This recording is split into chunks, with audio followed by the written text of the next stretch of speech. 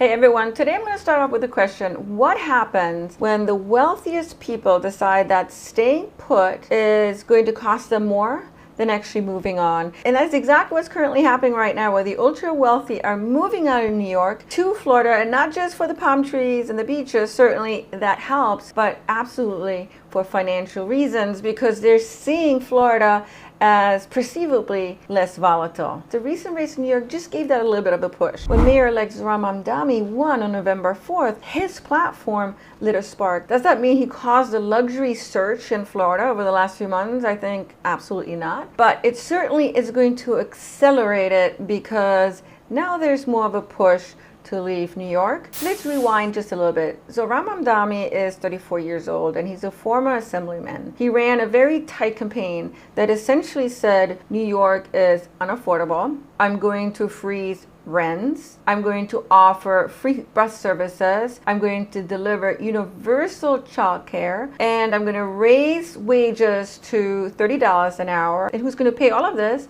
is the top 1%.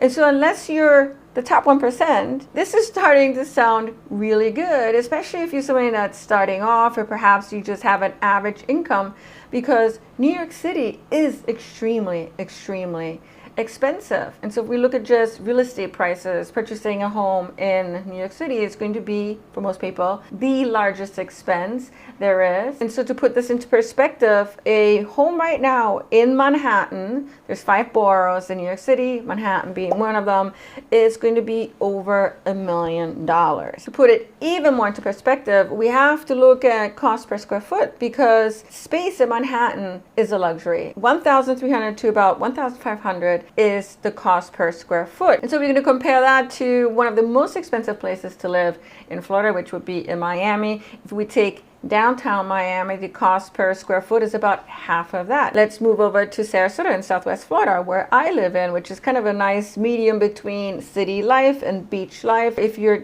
in downtown, the cost per square foot is going to be about $670. And so just looking at real estate prices, moving out of Manhattan, or really the 5 boroughs, and coming to different places in Florida can save you a lot already. And then let's not forget that there's no state income tax, and as a high earner, if you're not paying state income tax, it'll save you a lot of money. And so for the price of a small condo, a tiny little condo in New York City that is probably going to cost you well over $1 million, instead you can afford a waterfront property, for example, in St. Petersburg. So you may be thinking, well, why does that matter to me? Well, perhaps you're somebody that is still looking to get into the Florida market, whether you're in the luxury arena, or perhaps you're somebody that's much more in line with medium prices. If the luxury buyer moves in, that is likely going to bring up the medium prices as well. Other people are going to follow, so you have to be in tune with the dynamics and how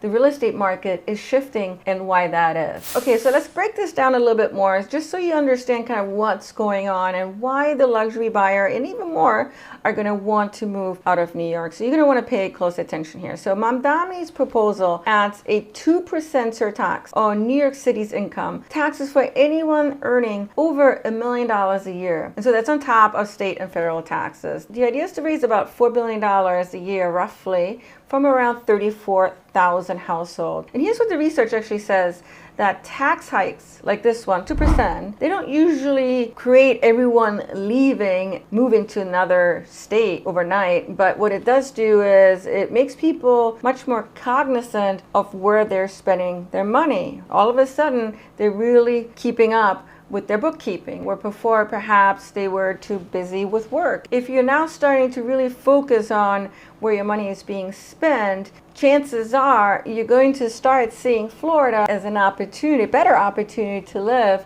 because with the money that you're making, you're able to keep a lot more for you. Plus, here in Florida, you get a heightened standard of living. And so it's not about high earners leaving New York, escaping New York. It's much more about them to choose wisely where they're going to be spending their lives, where they can increase the standard of living. And that could mean buying property and moving capital around outside of New York. And so Florida had already been the path of least resistance for a lot of reasons. We talked about the no state income tax. I keep harping on that. But for somebody that makes over $1 million, not having to pay state income tax will save them tens of thousands of dollars easily. We talked about how the real estate prices are more affordable. There's plenty of luxury areas that people can move to, Miami, Sarasota. And so with the stock market that just seems to not see an end in sight, but then there's a lot of volatility, tariffs, the job situation, economically speaking. Luxury buyers are hedging their risk in real estate that is seen typically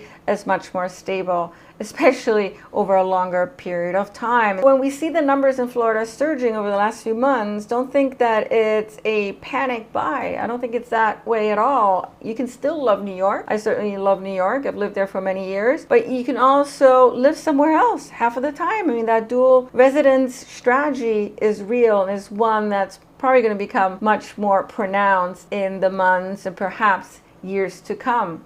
When we look at Florida new pending sales for single family homes, all price tiers, August 2025 was up by almost 10% versus same time last year.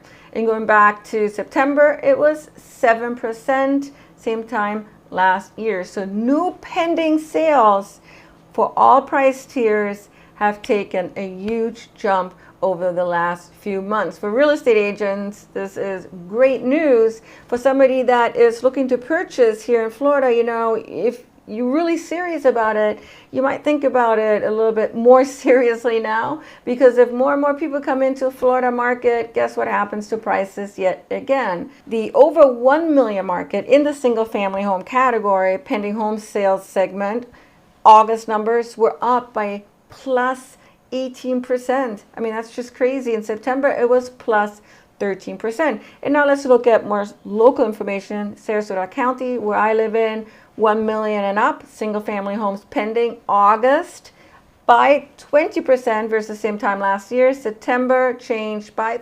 32% versus same time last year. So the luxury buyer coming into the Florida market, we're seeing jumps in several different locations across Florida. And that could also signal what will happen in the average housing market in Florida. And so what we see with the data is that a lot of money was already pouring in from the luxury buyers before the election. And so this is telling me that it's not just about politics, but it certainly is much more about capital repositioning, which is probably going to be shifting in much higher gear now with the election results in hand. Here's what I really want you to take away, and that is the wealthy, they are not fleeing fear for the most part, but what they're doing is they're optimizing strategy. They're optimizing their portfolio, which consists of financial, lifestyle, and asset stability. And so they're utilizing Florida as one of their hubs to move to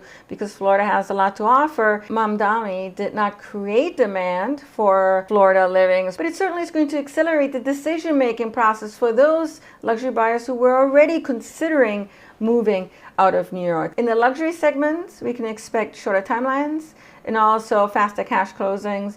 And I believe unless there are major changing dynamics geopolitically and economically speaking, but if all stays the same as is right now, we can expect inventory tightening.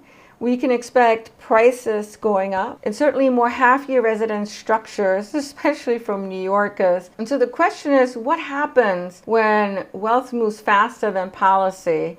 And how will that evolve over time? Because if it continues into the trajectory it has been on over the last few months, then absolutely supply is going to get tightened and tightened. And with that, prices are going to go up. So we must just follow the money and see where it takes us.